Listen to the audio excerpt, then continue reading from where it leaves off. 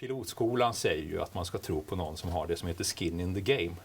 Och Katarina, du har mycket skin in the game. För du och ditt bolag, där även dina forskare ingår, har 47% av Hamlet Pharma. Och ni har kommit långt, vet jag, och det får du berätta mer om. För nu är det din show med Hamlet Pharma och här har vi styrelseordförande Katarina Svanborg. Välkommen till ProHearings. Tack. Show is yours. Tack så mycket. Tack för introduktionen. Då börjar vi från början. Hamlet Biopharma är ett innovativt läkemedelsbolag. Och det säger vi inte med någon slags lätthet, utan vi har väldigt mycket som stöder att vårt bolag är innovativt men samtidigt har kommit väldigt långt när det gäller läkemedelsutveckling. Vi är verksamma inom 2 områden, cancer och infektioner, väldigt stora behov, väldigt stora marknader. Och bolaget är uppbyggt på den forskning som är gjord i min grupp genom många år tillsammans med ett stort nätverk av internationella forskare. Till en början så forskade vi på sjukdomars mekanism för att hitta exakt vad det är som är fel när man blir sjuk. Och kunna attackera just det som är fel med specifika läkemedel, till skillnad från mycket idag som är brett. Och när vi så småningom gjorde stora framsteg, man säger ju groundbreaking discoveries, och det stämmer i vårt fall, så kände vi att då måste vi ju ta de här fynden vidare till läkemedelsutveckling. Så förutom en avancerad akademisk organisation så har vi också byggt upp en läkemedelsutvecklingsorganisation. Och den duger, vilket vi ser genom att vi har haft kliniska framgångar. I höstas publicerade vi genombrott när det gäller behandling av blåscancer. Och vi fick även i november ett tillstånd från FDA, det man kallar för fast track, vilket innebär att just vår produkt och det vi gör betraktas som viktigt och värt för FDA att stödja. Ursprungligen la vi infektioner och cancer i 2 olika bolag, Selectimune Pharma och Hamlet Pharma. Men sen ett halvår ungefär så har vi slagit ihop de här bolagen genom en strategic merger. Och vi har då nu ett bolag som innehåller 15 olika projekt. Vi är väldigt stolta över det. Det innebär ju för er investerare att risken reduceras avsevärt, och vi har också ett antal framgångsrika substanser som vi håller på att utveckla. Vårt patentportfölj, 60 patent som nu håller på att bli flera. En internationell byrå som sköter det, och vår internationella cred som syns på väldigt många sätt. Vi har publicerat 500 artiklar. Vi står på Stanfords lista i den högsta världens 1% av de mest ansedda forskarna, och jag har naturligtvis personligen många utmärkelser och så vidare som vi inte behöver gå in på. Pipelinen, vad är det vi gör? Cancer och infektioner, vi skriver hög precision där i mitten på det blåa. Och det är precis det man kan göra bättre när man kan sjukdomsorsaken molekylärt. Så för cancersidan, alfa 1, bladdercancer fast track, där håller vi på med förberedelser inför fas 3. Vi har alltså passerat placebokontrollerade studier, dosökande studier, och vi närmar oss fas 3. IL-1-receptorantagonist, det är ett godkänt läkemedel där vi har nya indikationer för två som heter bladder pain och cystit. Där är vi i fas 2 för båda de här. Och en rik pipeline med projekt som vi utvecklar successivt mot klinik.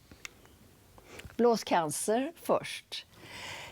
Till vänster en bild som bara symboliserar vår teknologiplattform, vår förmåga att bearbeta både forskning, discoveries och hela kedjan av det som behöver göras för att titta på patientmaterial. Och här har ni, jag ska ta bort den här pointen tror jag. Här har ni en behandlad patient, en bit av en tumör. Det röda, det lila är vårt läkemedel som har gått in i tumören. Och den streckade linjen visar att tumören faller sönder. Ni ser att det bildas enskilda celler, de här blåa prickarna. Och patienten utsöndrar de här snabbt och effektivt och tumören minskar i storlek. Det är så det här läkemedlet alfa 1H fungerar. Varför blåscancer? FDA har förklarat detta ett unmet medical need. Oerhört stor indikation, 4:e mest vanliga cancern i USA, 5:e i Europa, den dyraste eftersom patienterna behöver så mycket behandling. Man kommer tillbaka hela tiden. Mer än 80% recidiverar efter första kirurgi. Få effektiva behandlingar. De av er som har blåscancer i publiken vet att man kan få väldigt bra vård. Man kan få omtanke och det är ingen gräslig sjukdom för de flesta. Men det är ändå så att statistiken ser ut så här. Och det gör också att detta är en stor och växande marknad naturligtvis för nya läkemedel. Unlocking the power of alfa-1H. Det började ju med Hamlet, därför heter vi Hamlet Pharma. Hamlet är en molekyl som dödar tumörceller väldigt effektivt och vi har gjort kliniska studier just på blåscancer som visar att Hamlet har effekt. Men det gick inte att göra ett läkemedel av Hamlet, så istället hittade vi en syntetisk peptid som vi nu kan göra i stor mängd och enligt GMP och göra kliniska studier. Och som jag sa så har vi har passerat den placebokontrollerade delen och vi har gjort doseskaleringsstudier. Och när vi då kombinerade de här kliniska data och gjorde en överblick över effekterna så ser vi alltså 82% reduktion i tumörstorlek i de behandlade patienterna som får hög dos och 45% i de som får lägre dos. Och det är ju viktiga siffror. Jag vill också igen säga att vi under förra året då fick FDA-clearance för substansen och sen fast track status. Och vi fortsätter utvecklingen. Vad är vår strategi? Vår strategi är att komma vidare till fas 3 och naturligtvis att få ut den här alfa-1H-substansen till patienterna. Vi tittar väldigt aktivt på partneringmöjligheter så att det här ska kunna gå snabbare än vad det skulle göra om vi gjorde det enbart själva. Bara ett exempel på hur man behandlar blåscancer. Den röda tumören, man sätter en kateter och så får patienten ett läkemedel. Så gör man hela tiden oavsett vilket läkemedel man använder när det är en ytlig cancer. Och det har vi gjort med alfa-1H. Patienten utsöndrar tumörceller efter 2 timmar. De är fulla med röd färg som är substansen. Och när vi sedan tittar en månad senare så är det i många fall en mindre tumör eller en tumör som är borta. Vissa tumörer finns ju kvar också. Och vi kan göra avancerade molekylära utvärderingar. Vi har den teknologin så vi kan verkligen säga hur patienten svarar. Och det är också viktigt för framtida utveckling och downstream patent. Kvantifiering. Svaret ökar med dos. Upptaget av substansen ökar med dos och celldöden, den gröna, ökar med dosen av läkemedel. Och vi har alltså passerat både första och andra delen av studien och fortsätter nu. Igår gjorde vi en pressrelease om ett immunsvar som bildas mot tumören i patienten. Jag vet att ni inte förstår den här bilden, men tänk er att man sprutar in alfa-1H så dödar det tumörceller jättebra. De åker ut och så händer det olika saker som är viktiga. Men dessutom har vi då sett att vi får ett immunsvar mot tumören som aktiveras av vår substans. Så det är liksom ytterligare en mekanism som stöder värdet av den här substansen. Vad ska vi göra? Det är lite självklart för er. Vi ska fortsätta mot fas 3 i dialog med FDA. Vi letar efter en partner som kan ta det här vidare mot marknaden. Sen ska vi också utveckla alfa-1H mot andra tumörtyper. För de här molekylerna dödar väldigt många olika tumörceller. Och vi har djurdata på hjärntumörer, vi har djurdata på koloncancer, vi har människodata på hudtumörer. Det finns alltså väldigt mycket mer att göra. Vi har fokuserat på blåscancer för att visa att vi kan komma hela vägen fram. Men tänk på detta som en substans som kan användas till många olika typer av cancerbehandling i framtiden. Infektionsdelen. Vad gör vi nu? Svåra infektioner, bakteriella infektioner. Vi behandlar med antibiotika. Och så blir bakterierna resistenta mot antibiotika. Ett världsproblem som ni alla är väldigt medvetna om. Det man ofta gör är att försöka hitta nya antibiotika som dödar bakterierna. Men det är inte det vi gör, utan vi har istället karaktäriserat immunsystemet hos patienten. Tagit reda på vad är det som avdödar tumörerna i vanliga fall, nej inte tumörerna, infektionerna. I vanliga fall hos en patient som får lite bakterier och som gör sig av med dem. Vad är det för immunsvar som är viktigt? Och kan man ge de här patienterna med svåra infektioner samma goda immunsvar så att de också klarar av att försvara sig? Det är där IL-1RA, det är alltså en substans som används idag. Det är ett godkänt läkemedel som Sobi har utvecklat och som är väldigt värdefullt mot olika inflammatoriska sjukdomar. Det vi såg i våra molekylära analyser, det var att just den här vägen, just den här IL-1-vägen var avgörande för akut cystit som är blåskatarr och njurinfektion. Och att vi då i djur kan behandla med den här substansen. Så vi har patenterat den för cystit och njurinfektion, men också för något som heter bladder pain syndrome. Som är, jag får inte gå åt det hållet. Får jag gå åt det hållet? Nej, helst inte. Men det går bra så här långt. Går det bra så här långt? Ja, det var ju tur. Alltså, det finns mörkertal när det gäller patienter med svåra smärttillstånd. Det beror på att de har liksom ingenting att gå till doktorn för det finns ingen vettig behandling för dem. Och det vi då upptäckte, det var att den här substansen kunde vara nyttig för dem också. Och sen återkommande cystit. Hälften av alla kvinnor har blåskatarr någon gång. 30% av dem fortsätter. Det är en kronisk sjukdom som är väldigt svår men också väldigt osynlig i samhället. Här är data till höger som visar kliniska effekter av den här substansen på patienter med svåra smärttillstånd i urinblåsan. Det ni ser är first clinical evidence of effect, successful off-label RA treatment in patients with bladder pain syndrome. Mindre symptom, ökad livskvalitet och laboratoriedata som stöder att nervcellerna är mindre aktiverade. De här patienterna kan sova, de kan gå tillbaka till jobbet, det är alltså stora effekter. Men bara ungefär 50% av patienterna. Så det vi nu gör är en placebokontrollerad fas 2-studie för att verkligen bevisa att det här är kopplat till substansen på ett riktigt sätt för ett läkemedel. Till vänster ser ni en nervcell, rött, grönt, ilsket, smärtmolekyler aktiverade. Till höger ser ni antingen antibiotika eller vår immunterapi där de här färgerna är mycket mindre. Det är alltså direkt effekter på smärta som vi ser med den här behandlingen.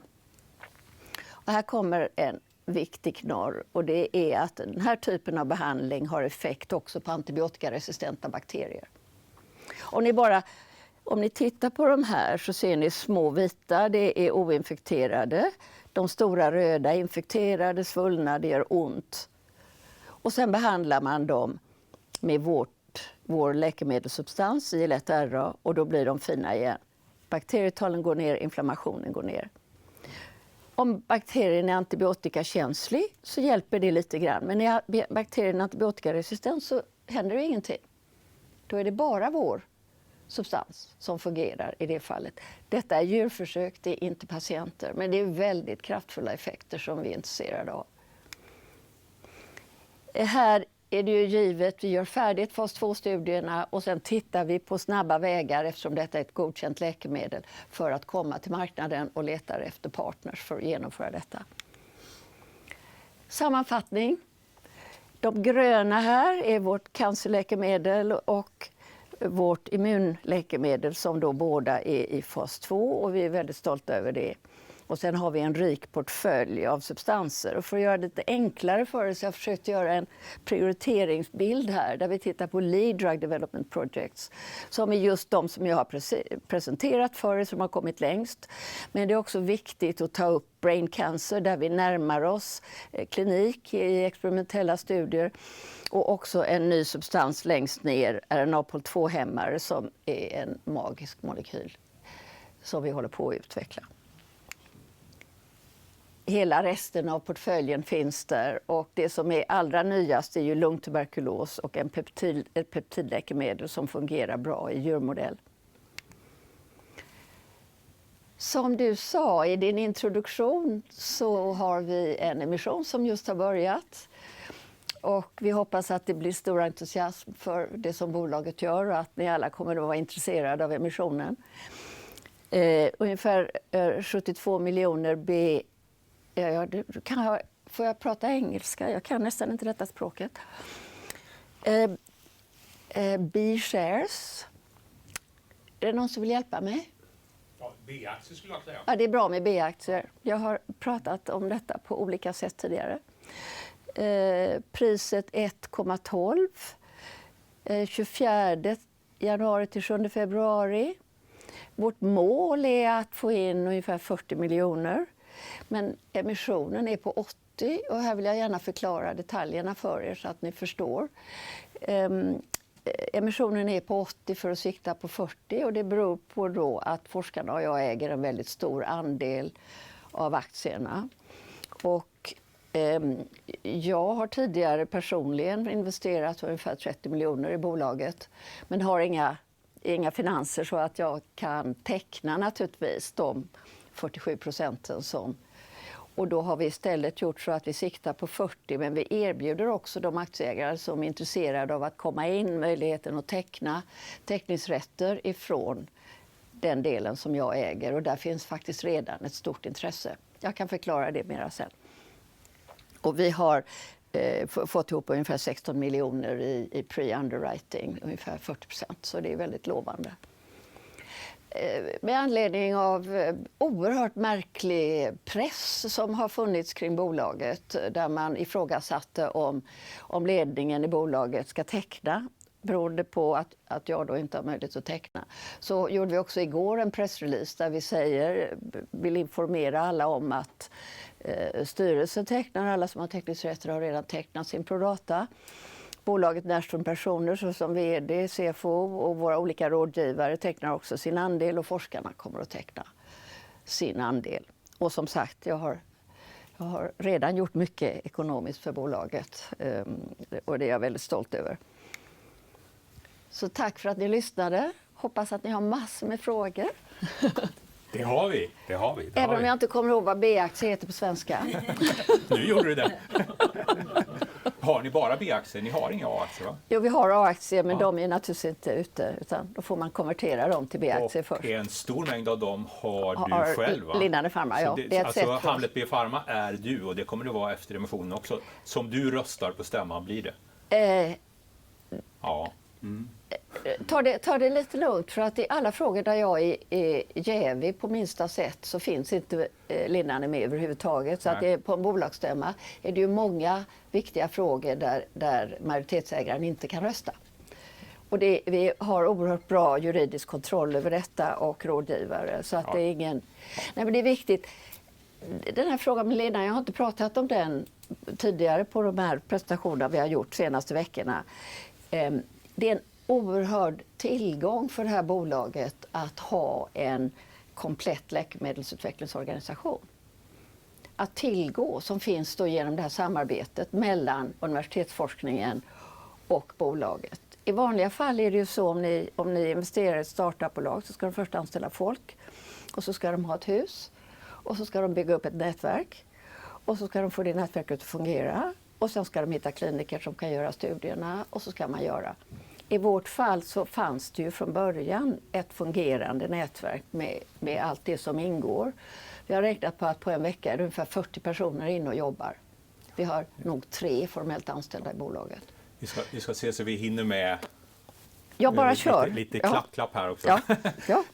Så där är emissionen. Och en sak som skiljer här, vad jag kan se den här det finns inga garanter med som får avgift och sen säljer aktierna. Utan det är de som är aktieägare vill bli aktieägare och ni som redan är storägare. Det är en nyckelfråga. Vi har naturligtvis haft kontakt med rådgivare och först var det konvertibler och sen var det olika typer av garanter som skulle komma in på kurser som vi tyckte var förödmjukande för våra nuvarande aktieägare. Så att vi tackade nej till det och sa att vi får ta chansen att vi får in mindre kapital men vi vill hellre ha en ren relation till våra nuvarande aktieägare och en framtidsrelation där vi inte står i skuld till garanter och konvertibelägare. Så att vi gör en naken. Och det är ju roligt då att vi har så mycket pre-underwriting redan som 40%. Vi tar en kort fråga från en deltagare här. 2 korta frågor. Dels... nu tappar jag helt. Jag tar det. Ja, men snälla. Kom tillbaka då. Ja. Ja, det är inte kanske en så ekonomisk fråga, men det kan bli. När traditionell cytostatikabehandling så kombinerar man ju ofta flera preparat. Ja, och det här preparatet når ju inte 100% förstås. Nej. Har ni några planer på sådana, testa olika regimer med lämpliga kombos? Absolut. väldigt bra fråga. Vi har gjort i djurförsök kombos med traditionella cytostatika som visar väldigt god kombinerad effekt. Men höjer man alfa-1 tillräckligt så finns det ingen. Nu har vi också sett att BCG och alfa-1 är väldigt lika när det gäller immunsvaret. Det är det egentligen den här bilden visade. Och det är fantastiskt, för vi har ju inte kraftiga biverkningar. Försök svara ganska kort, Katarina. Det är svårt. Det är många frågor. Och nu Nej, kommer men det det är fler precis frågor. detta vi ska göra. Neoadjuvant therapy. Intressant. Hej, nytt försök. Dels, hur är det här sista emissionen innan ni tror att ni kan få, om ni får in 40 miljoner, tror ni att bedömer ni att det räcker för att sen kunna göra ett licensavtal? Och den andra frågan, pre-money jämfört med hur mycket har investerats i bolaget hittills jämfört med pre-money? Ja, 40 miljoner bedömer vi att vi klarar oss 18 månader på och med nuvarande burn rate. Och det finns aktiva kontakter så att vi bedömer att det finns möjlighet att få ett avtal inom den perioden. Och vi har inte ens tagit in 200 miljoner. Bara kom ihåg det, man får lägga en nolla på många andra bolag. Vi har haft stora anslag från EU till exempel. Horizon 2020, vi var ett av deras toppbolag i Horizon 2020. Så att våra investerare har då fått 20-25 miljoner gratis som man inte har behövt betala till bolaget. Och vi har även andra funding sources. Och pre-money, till kursen där 1,12, vad är... Då får du säga vad du menar. Jag tror vi får utreda det sen. Det är så mycket vi behöver pumpa Katarina på bara ett par minuter här. Ja, men jag svarar gärna. Vad blir värderingen av bolaget om man betalar 1,12? 1,12. Det vet inte jag. Det går att slå upp, vi får återkomma till det. Ja, jag har inte sånt minne. Katarina, jag vill höra... ni är ju ett lite annorlunda djur och det är inte, man får inte helt grepp om det. Men om vi tittar på alfa-1H, är den nu både fast-tracked och klar för fas 3-studie och registreringsstudie, eller återstår någonting till den ska gå in i det som man brukar vara det sista steget, fas 3? IND säger att FDA har gått igenom allt vi har gjort, från molekyler till celler till djur till patienter, och sagt att det är bra. Fast-tracken innebär att de säger att det här är viktigt för blåscancer där det inte finns andra behandlingar och att de ska göra sitt bästa för att det ska gå så fort som möjligt.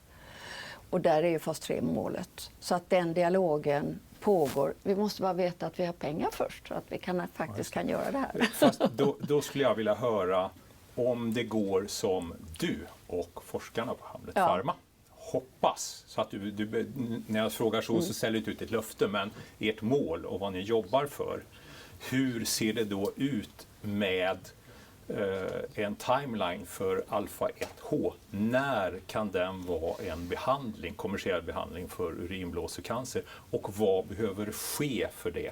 Fas 3-studien är väl inte gratis till exempel. Kan du ge lite färg på det, där vi i slutändan på det du just säger är alfa-1H? Precis. En behandling på marknaden. Det finns ju, substansen finns, organisationen finns även kliniskt. Och det som kan hända i en dialog med FDA, det är att man har en möjlighet att göra en mindre fas 3. Och gör man en mindre fas 3 så går det fortare. Så att det är det som är vårt mål, och då är det ett sätt att komma snabbare till marknaden. Du vet att jag inte ger några tidslinjer, men redan nästa år kommer det vara väldigt intressant. Eller detta året kommer det vara väldigt intressant. Hur stor studie behövs det för fas 3? Ja, det är där, alltså, alla läkemedelsbolag säger såna här saker, ni vet. Vi ska och vi kan och så vidare. Vi säger inte saker som vi inte kan stå för. Och ni vet att vi har levererat kliniska data gång på gång på gång. Så vi behöver bara dialogen med FDA. De vill säga hur många patienter och exakt vilka parametrar. Och sen gör vi det. Och det är där vi är nu. Men jag vill inte stå och säga att om 2 minuter så ska vi vara där. Liksom, för det är inte seriöst. Men det är mycket kortare tid än för de flesta andra, kan man säga. 2 år? Plus minus 1 år? Ja, varför är det inte? Jag menar, vi vill ju alltid göra saker fortare. Någon som vill ha sista frågan till Hamlet Biopharma? Jättekort då. Ja, kul. Vad blir kostnaden för emissionen då? Mycket kom Ja, bort. det är frågan hur mycket de som är våra rådgivare ska ha och det är inte riktigt klart ännu. Den är angiven till 6 Ja, det är miljoner det. på full 80. Nu kör ni ju utan garanter. Fördelen med det är ju att det blir inget garanter. Brukar ju häva ut aktierna Nej. inom några veckor. Så att det finns Ja, inget, men visst är det bygger bra, är inte det något inte? överhäng så, men det kommer ju också bli en lägre täckningsgrad. Kan man säga. Och det är hellre det. Ja, men då så. Tack. Katarina, Tack. Hamlet Biopharma. Tack så Tack, hemskt mycket. spännande.